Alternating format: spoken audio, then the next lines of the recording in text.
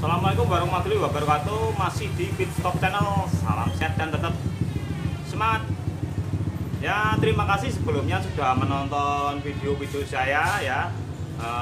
Semoga bisa bermanfaat. Jangan lupa bantu saya dengan like dan subscribe ya. Hari ini saya akan berbagi pengalaman. Ini unitnya Vario 110 yang karburator ya, Vario KVB, Vario 110 karbu, Vario lama nih. Ini datang kondisinya sebenarnya masih hidup, benerin double starter nggak bisa. Kemudian penyebabnya karena apa itu, granat starternya itu nggak fungsi, nggak main.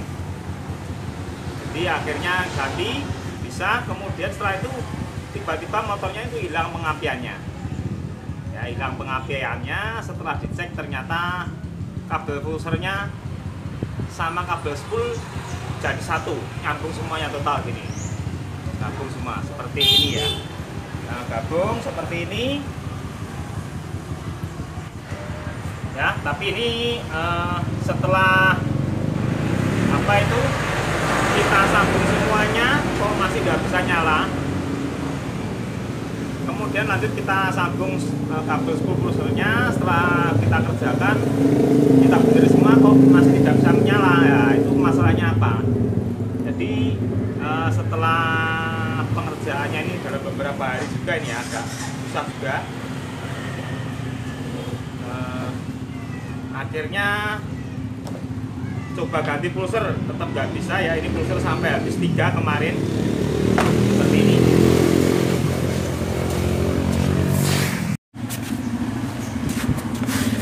Ya, jadi seperti ini pulser sudah saya ganti ya.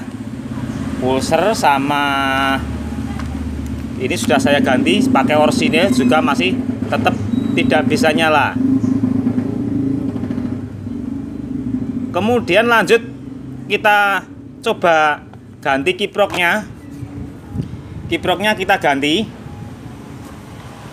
Ini di sini kiproknya ya. Kiprok kita ganti. Juga masih nggak bisa, karena ya kalau akinya normal kan harusnya tanpa kiprok mesin tetap bisa dinyalakan, pengapian harusnya ada. Kita lanjut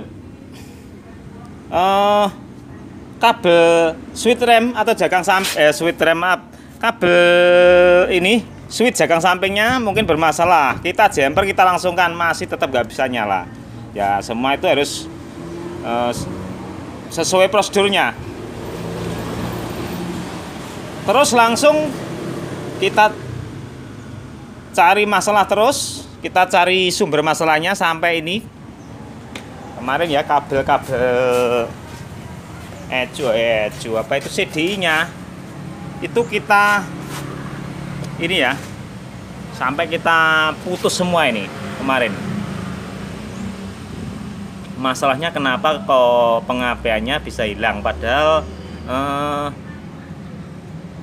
pulser sudah ganti sampai 3 kali masih tetap nggak bisa nyala pulsernya.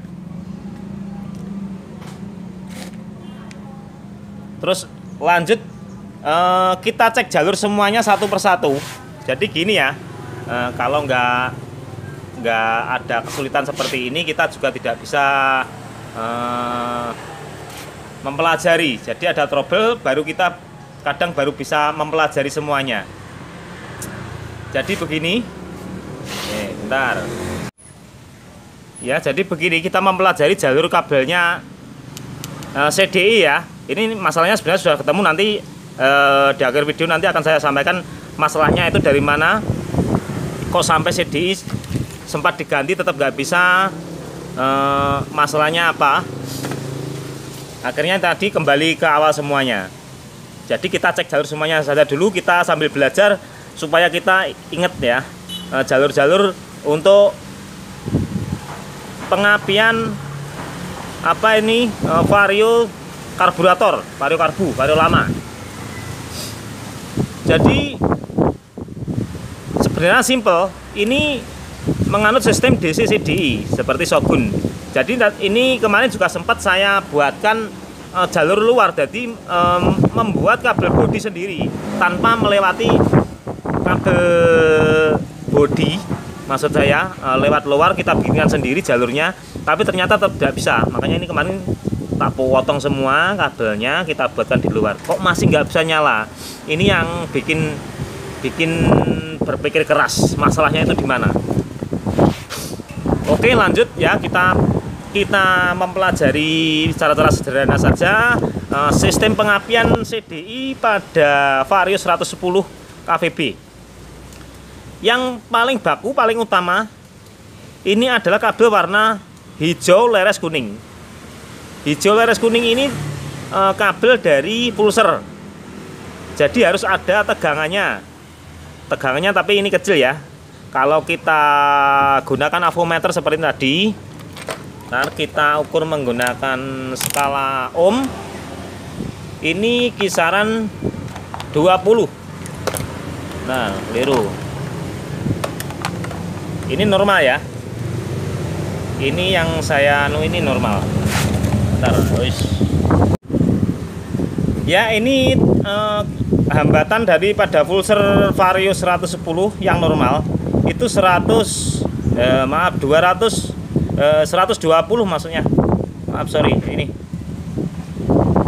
120 ohm ya. 119, 120, 121. Jika kita ukur hambatannya ini tadi, positifnya dengan kabel, negatifnya langsung dengan ini, begini, ini terbatas 120. Nah, 120 ohm ya, ini skala ohm. Berarti ini bisa dipastikan pulsernya aman atau bagus, karena tadi sudah saya ganti. Kita ukur juga seperti sama hambatannya. Jadi lanjutkan lagi kita ke CDI.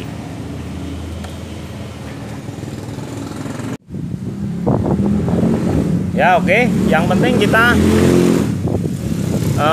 ini yang penting-penting saja, jalur inputnya yang jelas harus ada pulser, dari pulser harus ada input ke CDI, harus ada arusnya. Kabel warna hijau leres kuning, kemudian kabel warna merah hitam. Merah hitam ini output dari kontak yang menuju ke CDI, jadi ini 12 volt ya, harus ada tegangannya 12 volt ketika kontak sudah di on kan. Kabel warna merah hitam. Angin ini kenceng banget ini ya. Ini tadi kabel warna merah hitam. Merah hitam ini dari kontak, ketika kontak on harus ada tegangannya. Ini kontak kita on kan ya.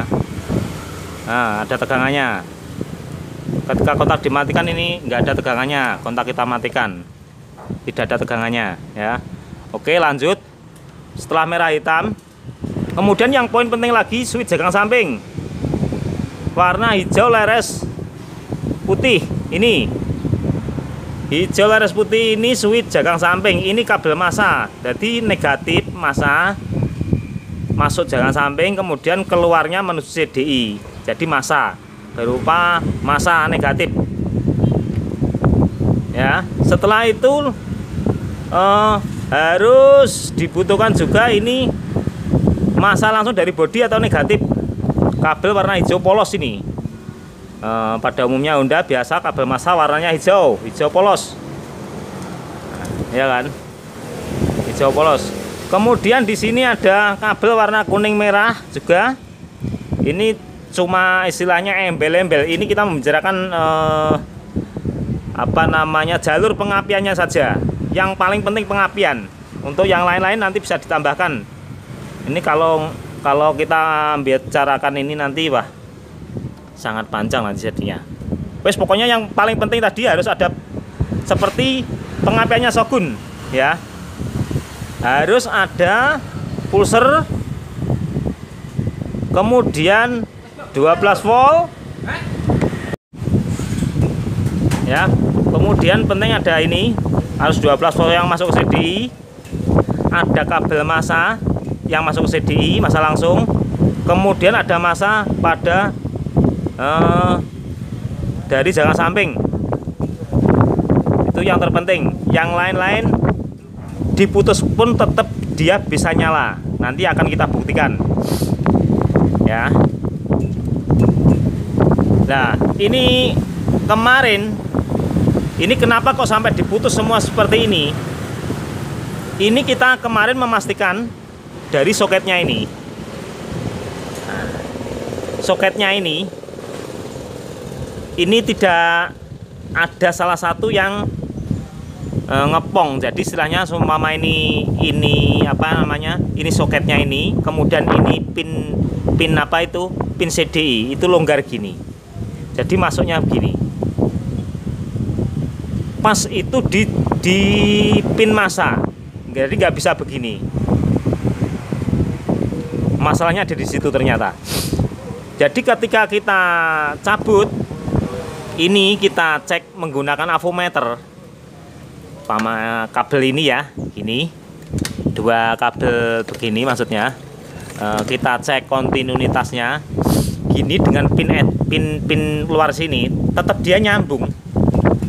Kita tes begini masih nyambung, normal. Tapi kita dipasang, dia memang oblak begini. Setelah saya pelajari itu, ada yang kurang rapat. Nah, akhirnya satu persatu itu seperti ini. Pas di jalur massa warna hijau ini, kita kasih kabel seperti ini.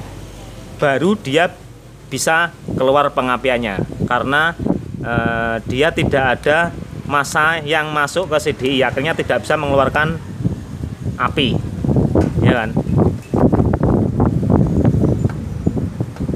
Jadi untuk cek jalur seperti ini sangat penting ya. Ini bikin mumet juga, karena kabel tidak ada yang putus. Dicek semua jalur kabel normal, tapi ternyata pinnya itu masuknya pin begini ini dia kurang kuat. Jadi soketnya agak longgar sedikit saja sudah nggak mau. Kalau kita tes tetap begini, dapatnya nanti agak miring begini, akhirnya tetap connect. Tapi ketika dimasukkan soket sama pin itu lurus begini, nggak bisa. Dia tetap ada kelonggaran sedikit, akhirnya nggak mau keluar nggak mau keluar strum. Pengapiannya tetap hilang. Jadi kalau ngecek harap hati-hati ya. Seperti ini juga berlaku pada pin ECU juga. Kadang juga sering pin ECU putus seperti ini. Tapi saya baru kali ini juga. Vario karbu kok seperti ini kasusnya. Ya. Ini yang koilnya, jalur koilnya kabel warna hitam leres kuning. Ini pokoknya yang penting kabelnya itu ada pulser, ada positif 12 volt, ada massa, ya kan? Ada switch jagang samping. Ini juga memutus ya. Dilangsung juga nggak apa-apa ke massa. Kemudian outputnya kabel warna ireng leres kuning. Ini yang ke arah koil. Oke ya, ini coba kita nyalakan. Jadi sebenarnya motor ini tanpa spool atau soket spool ini disabut, dia tetap bisa nyala. Tanpa kiprok tapi menggunakan aki tetap bisa menyala. Ya kan? Tanpa sensor sensor mesin, sensor suhu mesin maksud saya. Dicabut, mesin tetap nyala. Kabel cuk dicabut tetap nyala. Jadi kabel-kabel segini banyak ini, yang penting ya itu tadi aja. Yang lainnya itu cuma tambahan, istilahnya begitu. Jadi untuk masalah pengapian hilang, yang paling penting yang dicek ya poinnya itu tadi. Ya oke, ini coba kita nyalakan mesinnya dan kita cabut soket-soket yang tidak penting. Apakah mesin bisa mati apa tidak ya?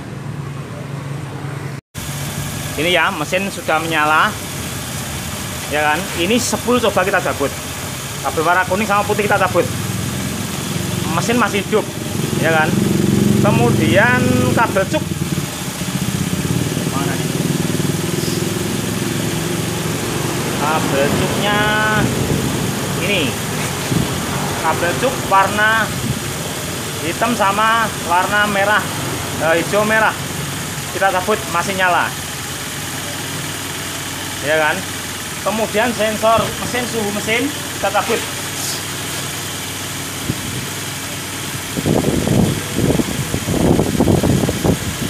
Nah ini ya, sensor suhu mesin juga kita cabut, tapi tetap masih bisa menyala, tidak berpengaruh ke pengapian. Kita lanjutkan cabut ini kabel kiprok, masih bisa menyala ya toh. Jadi sistemnya seperti Shogun itu ada aki, ada 12 volt. Yang penting akinya normal ya untuk pengecekan seperti ini ya. Jagang samping coba kita cabut, ini masih satu ya, mati. Kalau jagang sampingnya kita cabut, dia mati ya, karena CDI kekurangan massa ya kan. Jadi untuk memvonis ganti CDI seperti ini ya, untuk sebelum vonis ganti CDI, ganti kiprok, ganti pulser dan yang lain sebagainya ya, kita harus cek jalur dulu semuanya. Jika memang benar-benar jalur sudah aman, baru kita menggantinya. Ya itu tadi pengalaman dari saya, semoga bisa bermanfaat untuk teman-teman semua. Terima kasih. Wassalamualaikum warahmatullahi wabarakatuh.